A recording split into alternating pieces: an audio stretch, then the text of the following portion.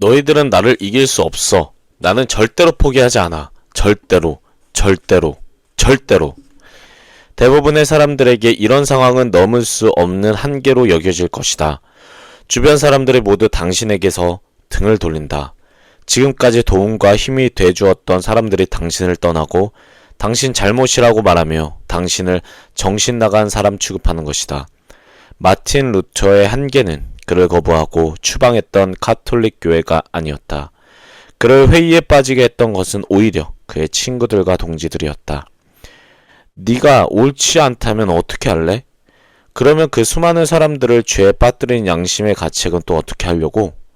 그런 위험을 감수할 만큼의 확신은 너한테도 없을 거야. 이 많은 사람들이 영원한 고통에 신음하게 되면 그건 결국 네 책임이야. 물론 당신은 어떤 목표에 자신을 헌신하기 전에 당신이 그것을 정말 이룰 수 있는지 확인해야 한다. 경우에 따라선 목표를 달성해도 만족스럽기는커녕 실망만 할 수도 있다.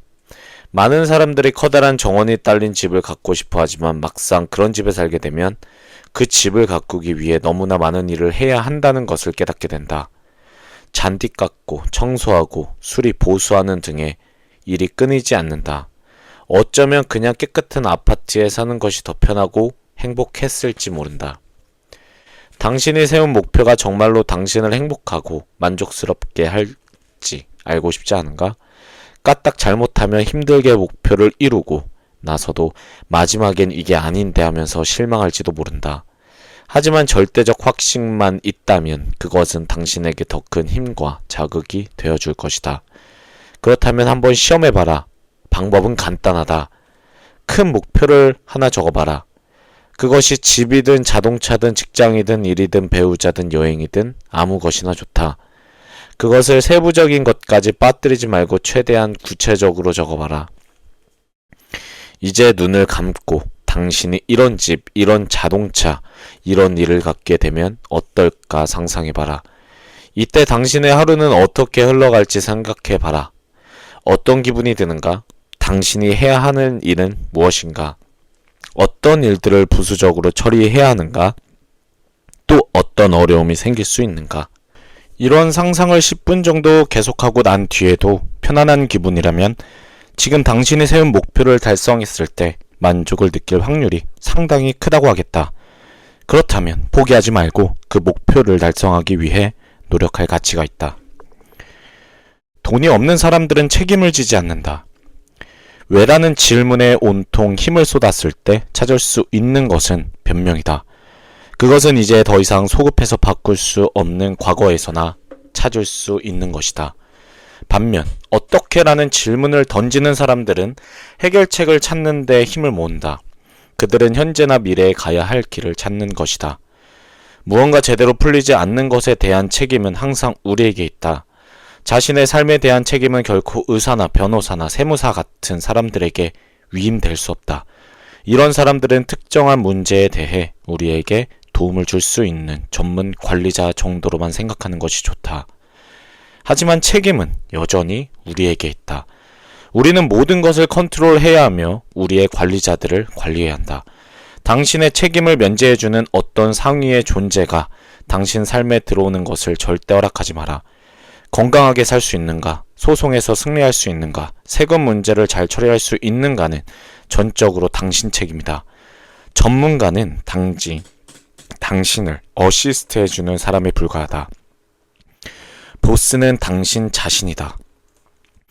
이상하게도 많은 사람들이 성공에 대한 책임을 자신에게 돌리지 않는 것이 미덕이라고 한다.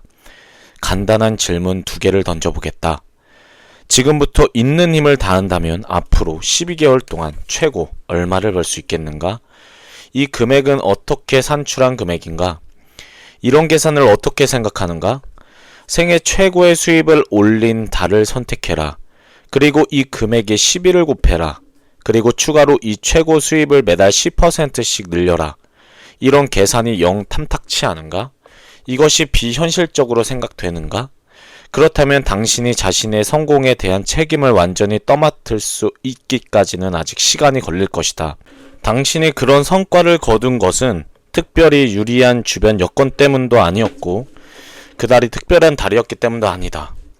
그것은 행운 때문도 다른 사람 때문도 운세 때문도 아니다. 오로지 당신 혼자 만들어낸 성과이다. 당신 책임 아래 이룬 성과이다. 그리고 당신은 이런 성과를 언제고 되풀이해서 얻을 수 있다. 그에 필요한 여건도 스스로 만들어낼 수 있다. 당신은 이미 한번 그런 성과를 올린 경험이 있기 때문에 다음에도 그렇게 할 수 있다. 매번 이런 성과를 올릴 수 없다고 생각한다면 당신은 최고의 자기 가치 의식을 세울 기회를 스스로 무산시켜 버리고 마는 것이다. 그렇기 때문에 최고의 성과를 빠른 시일 안에 다시 반복하는 것이 아주 중요하다.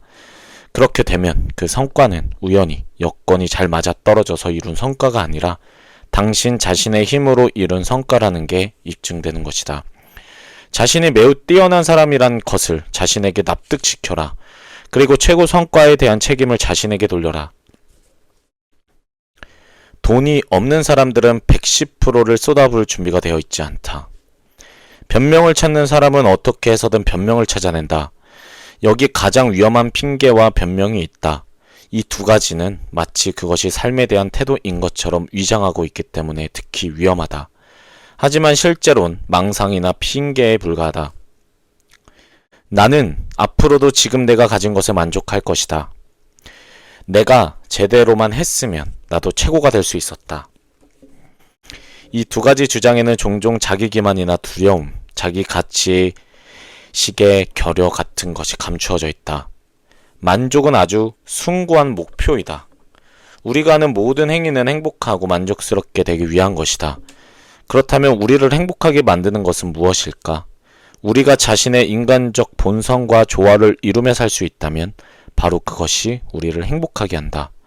그리고 성장하고 성공하려는 것은 우리 본성 안에 깊이 자리 잡고 있는 것들이다. 따라서 우리는 성장과 발전 속에서 궁극적인 만족을 얻는다. 당신 스스로 정말 자랑스럽게 여기는 것이 있다면 무엇인가? 누가 보아도 놀라운 성과를 올린 적이 있는가?